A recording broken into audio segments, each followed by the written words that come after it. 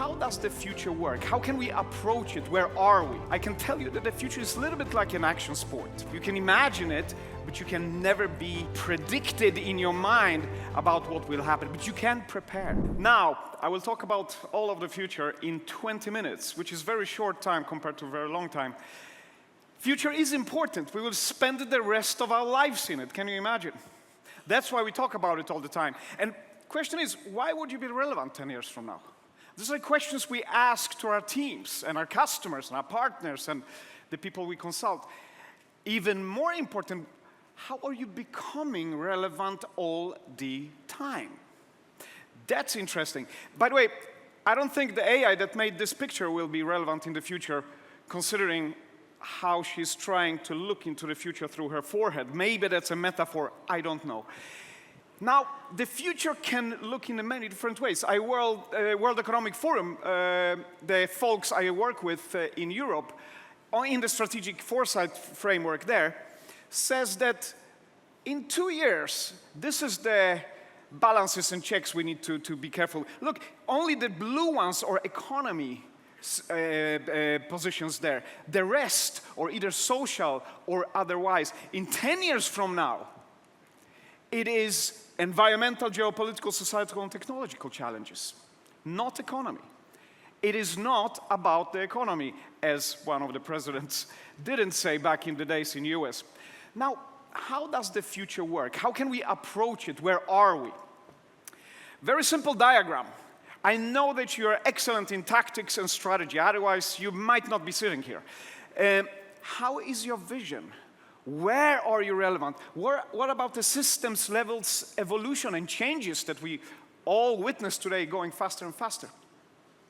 This is an important diagram because it feeds from this side into your everyday Monday morning in the tactics and execution. It's a flow. It's important to have all those parts in place because if you don't define yourself about how you want to be in the future, people will define you by your past. And that's our natural state. Don't judge them. They're not judging you. This is just how we work. So we need to imagine that future. And only with that power of that imagination and expression of it somehow, which I try to do here, and hopefully you do every Monday morning, you have the power of shaping it, engineering it, designing it, talking about it, discussing it. And that gives very profound and deep questions on those Monday mornings. And be sure, I'm not trying to upset you here this early. The questions is, what's the future? That's it. Now, if I told you what the future is, I would be lying. So beware of people telling you the future. But I can tell you that the future is a little bit like an action sport. It is strange to prepare to win the gold medal in a sport like this, right? It feels very wrong when you're winning. You don't know all the ground, stones, the wind, the competition coming from left and right. You can walk the path, you can imagine it, but you can never be absolutely predicted in your mind about what will happen. But you can prepare. And that's what we will do. How do we prepare? Well, so many ways. I know that there is a lot of space programs and a lot of successes going on, not least here, which is wonderful. 2017, I couldn't believe this number. I hope at least someone of you have this number on your Excel spreadsheets. 8,000 quadrillion. Seriously? That's the worth of the minerals, which we obviously have very little of, on that little stone. Just a few years later, 2020, NASA gives SpaceX the contract to go there. What does this tell us? We observed it 3 years earlier because we knew something is going on. So we've been at it for 6-7 years. And we've been following that because it's an industry. Now, these collaborations are so important. NASA collaborating with Caterpillar and Japanese government to go to space. Not on a comet, but with excavation machines that they can control from Earth, put it on the moon, and start to industrialize it. That's the idea. It's a wonderful and look, when these news came out, this is what the internet community started to do. Any Star Wars fans there? Anybody seen Star Wars? Good. Very good education for any business leader to watch some sci-fi from now and then. Star Trek, even better, if I can recommend. What's the economy of this? What's the legalities of this? Who owns this, by the way? I'm probably in jail soon just for showing this slide. But this is creative. It has value. So where is this value? How can we capture and nurture this creator's economy? How can they become your partners? Another observation from Japan. This gentleman walks into a restaurant, but before he does that, he gives up some of his DNA, body fluids, etc. It sounds gross in combination with the restaurant, but trust me, they dream of a fantastic solution where you have your health profile scanned in. Basically, you're giving your analog physical data into digital data, and that data is later translated to physical data again in form of food. The best medicine we ever knew and probably ever know. And you can eat it and put that back in your body and becomes analog. Then you can read it again, and it's a circle of fantastic things. They plan to open, I don't know how it's going, because it's a vision, it's a dream, it's an imagination. But they go to work. Because they inspire from people like this. There was a recipe for a piece of sushi sent from Japan, Tokyo, to Austin, Texas, just for a conference, to 3D print that menu. Obviously, I think there's better sushi pieces to be had than mangled salmon on a piece of rice that is 3D printed. But it's a prototype, it's a test, it's a concept car, if you wish. And this is how we move forward. We need to conceptualize and put it in front of people and have a decent discussion about how we walk into that future. Here's another imagination. That is a grain of rice, the white thing, which we love.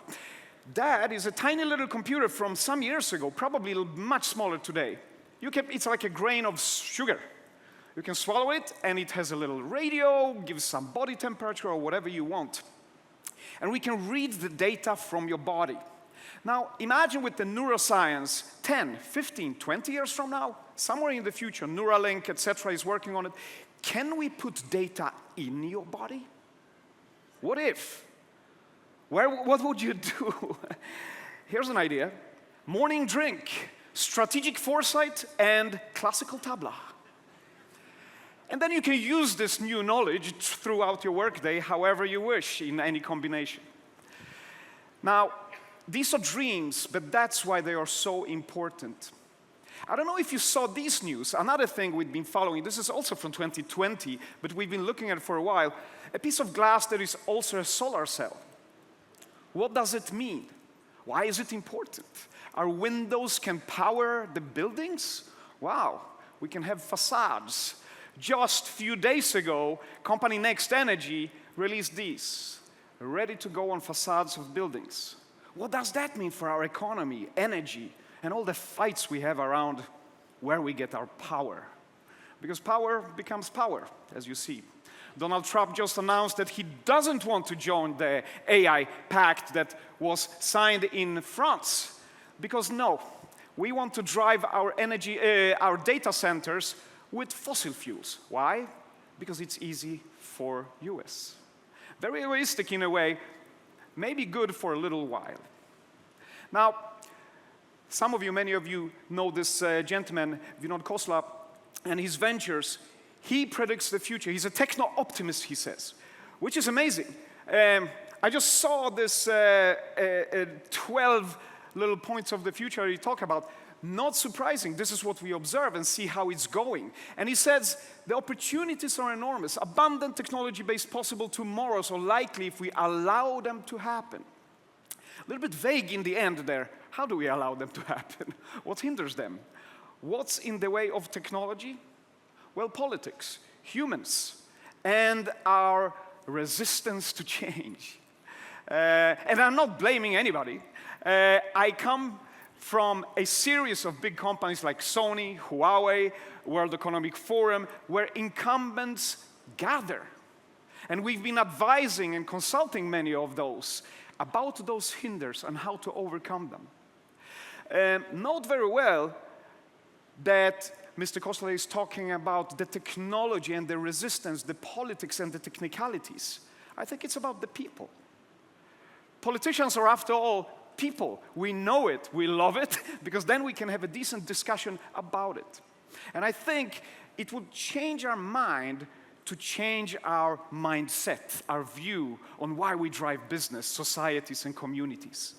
Profit, hierarchies, controlling, rigorous planning, and privacy. We were taught in school, which is true. If you don't have it, you might not be successful in business. But this is going to mix up. What's your purpose? Ask the new generation of your next bosses, your leaders and your managers. How do you network and empower these networks to experiment transparently with each other?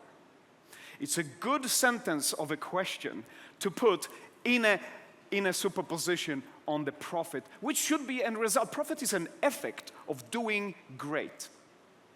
Now, these values stretch far beyond where we are in our businesses with the coffee or a tea in the morning. This is the values we appreciate. Family, relationship, community. Look at this. Compassion, trustworthiness, honesty. These are human values. Nobody mentions allowing entrepreneurs through political legislation to do better AI. It's not on the people's agenda. As someone said, when AI can do my dishes, it went viral. I think that's important because then I can focus my friends and family and my creativity as a human being and my growth, my learning strategies. Anybody can buy a book, but how do you use that knowledge? If you read an article about people going to space, how do you use that knowledge? Or is it just something that fixes in front of your eyes and moves on? For me, it is sometimes. So that's why I'm trying to put it on the agenda. What would I lecture sometimes, as you maybe noticed. What would I tell as a lecturer, as a teacher, to these young ladies here? They're sitting like this and thinking, you have a beard, really? And you're going to tell me what to do in 10 years? That's strange. You'll be so old. We have no idea, and we should be very comfortable with that. Having no idea was the start of science. I don't know. Let's figure it out. The first one is a fact. The second one is a mindset. And if you think not knowing is a little bit, I don't want to tell anybody. Not knowing for sure is not bad management in any way. It is actually great leadership instead. This is how we get the value into business. This is why we get the purpose into profit. Now, I'm not an economist, so pardon if I'm not right on track, but this is my little mind map of how our economy or the value system works. Obviously, businesses create value. That's why we're here again. And these businesses have always a unit, a worker dedicated to what they do. They connect to an ecosystem of entrepreneurs, some of them unicorns. Where do they get the value from to pump it all the way to business? This might sound banal of an answer, but all these people must come from somewhere. And they must eat and have sunshine and have clean water and have some value put in them before they can put it somewhere else and enhance it. India, most populous country in the world, has a lot of communities, individuals, and societal networks. A lot of land to use the energy, biosphere, animals, and the people to put that into business networks. That connection must be fluent and interactive on any level. We do extract a lot from this side to that side. That's what we do. What we wish for is obviously to put it back. But it doesn't go all the way. There's a gap. And my question to myself, to everybody, is how can we fill that gap or bridge it? Where on this map are you or we making progress possible? Because if we only extract from this side and put it there, this side will get smaller. And this side will get bigger until it can't get bigger and grow anymore. Then we are in devastating trouble about the future because we need that economy to grow. We need that value. Is the future so expensive, really? I think it's just hard. I think it's a people problem, not an AI or technology problem. The future is It's fairly priced, I think. That's okay. That's not the problem. Let's talk about how we put it in business. Surely you know, validate, incubate, scale. You have an idea? Go with it. That's innovation. I would challenge that. For me, that's operations. That should be the normal standard every day, and it belongs maybe on one side of the whole story. There is more to do the things right, because you do the things right. Again, otherwise we wouldn't be progressing as we do. We need to start about doing the right things and evaluate them, prototype them, show them, discuss them, as I said before. What is the future fabric? What is the space we operate in? What do you see there? I showed you a couple of examples. Still, I have only 5 minutes left. That is a problem to observe it. Make these narratives about food, energy, people. Have a strategic point of view. So you can then choose a strategy, a game plan, and go there. And you put accountable people there. You name them. It's not, yeah, someone knows. Usually we start with strategy. I invite you to explore, because if you don't, the strategy might be just random. You need to put these people in charge and do everything we can to connect both sides. We can talk about it later as well, but I will move on and give you an example how one company started to do it. You know the moonshot, straight line into success. 10 years, John F. Kennedy, we're going to the moon.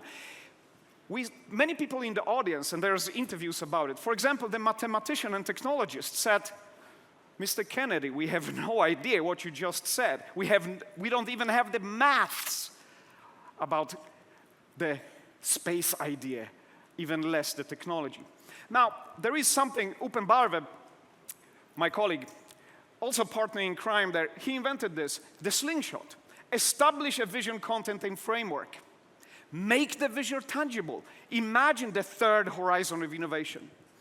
And I'm showing a prototype from 1982, and the vision was this. We will make a computer you can hold in one hand, learn in 20 minutes, that will be connected to all other computers. And there will be like a book. So this will be libraries. You can carry it and open it and learn it like a book. Obviously, you see what company it was. 82. Remember, the computers were the size of this stage, and you need 2 PhD to actually operate them. Some of you remember. So they started to prototype. There's no technology inside. It's just plastics, papier-mâché. They tried again. Maybe it should look like a book. This is a good discussion. This is a human interaction. What do you think? Oh, you're crazy. Thank you. You see what I'm saying? Then they went to market. Ugly piece of work, but you need to try. You need to try better. And then you make it tiny, because world has changed. Then you make a book that you can carry in your hand, learn in 20 minutes, that is connected to all other books in the world. 27 years in the making. Persistence. And we need those outlooks. This is from Japan, Society 5.0. They have social issues and social opportunities, aging population, etc., etc. Far East, on that side, we know what society, or industry 4.0, as we call it in Europe, is. Society 5.0 focuses on a little bit new things. And I love how they put the human in the center by not calling it industry 5.0, because we know what industry is, but we also know that that industry needs the whole value exchange to move around. Problem solving, value creation, learning systems, diversity, because we need to experiment and network, resilience, decentralization, etc. Now, I think there's 2 pillars to the future. Augment the people. Make everybody a leader. The optimal self. Hyper-personal AI. Individuals, their optimal self at work. Augment your strategy team so they can take different decisions. Connect to ideas they can't inhale just by reading 1,000 books per minute. That's the people side. When it comes to networks and businesses, autonomy. Make people able to connect to each other without being the big incumbents, being already on your supplier list. If you have 500 or 50 or 5 favorite signed and legal suppliers, how about 5 million you never met but trust fully through the technology we can develop? Again, trust. It is about people after all. Trick question, who of these people are real? I will not tell you. Humans, I believe the best technology in the room is you and me. Even if our t-shirts might be smarter than any of us, we still have values that that t-shirt will never understand. And it's easy to make humans, by the way. Now, there's another futurist, Amy Webb. She wanted the AI 1 year ago, I think, to produce some women at last. So she asked, can you show me a CEO that runs a tampon company? Very simple question. This is what she got back. That's an interesting thing. But is it an AI problem? It's very, very possible that people tagged images of tampons. And those people had no education about women's hygiene or hygiene at all. They were just cheap labor. It's a human problem, and we can solve it. We know how to do it.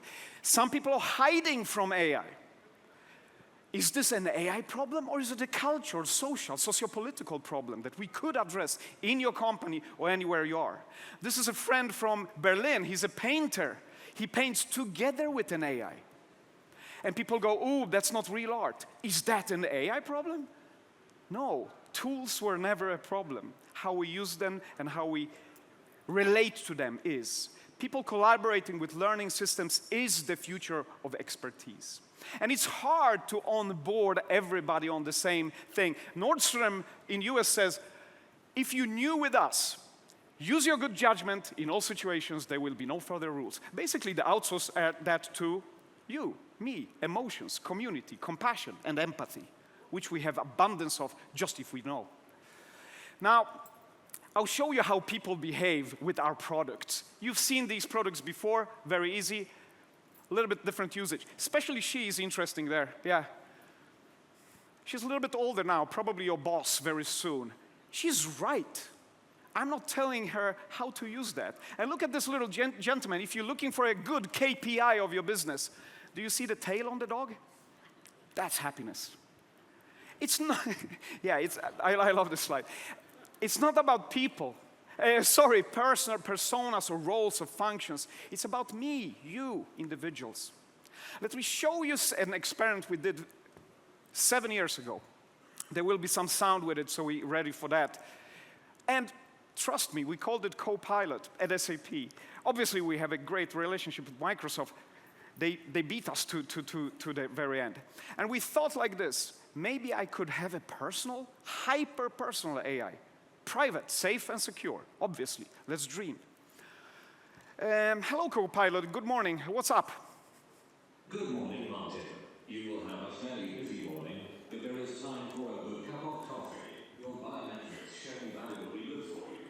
With just one go, remember. Okay. This thing knows me better than I know myself, and probably everybody else, which is great, because I trust it, and it trusts me. It's mine. Hey, listen, Copilot, we've been discussing that employee satisfaction goes down. How do designers and developers work together? How can they meet? We don't have budgets for travel. That's an ambiguous question, by the way. Don't use it in any boardroom. But I think it's a good and human ambiguous question. When colleagues travel so they can spend time face-to-face, your delivery quality goes up 5%. That saves software maintenance costs with customers by 2.5%. I found the route that would make sense economically and that allow the colleagues to spend the most time face-to-face. We will review them tomorrow. Oh, we will review them tomorrow. I thought I was so important I didn't have time, but apparently I did. Enough for that review. You see how many combinations, data, structures coming together to reveal these truths? This is still impossible. 7 years in the making. Please put your visions there. To see the future, you need to have the vision, and then you can go to work to remove these constraints of current human knowledge. And this is not only software, there will be hardware, not only large any models, there will be action models, and these things will help us to do actions in the world. Nevertheless, I find this joke extremely funny because it's still impossible. What a vision! Complete this building. As a joke, take this to heart. This is great. But we are in the era of liberation of tools. I will butcher the Industrial Revolution history, but steam machine, process ownership. I have a machine, work for me, do that, I pay you. Then we paid people, they grew as society, they got education, food, they became experts. What you can do if you are me, or pay me. But we're entering a new era. We made this, and we can't wait to see what you will do with it. There will be no further instructions. Ask someone, discuss, hang out together. And if you're new at work, this is one of the demos I can't show you right now.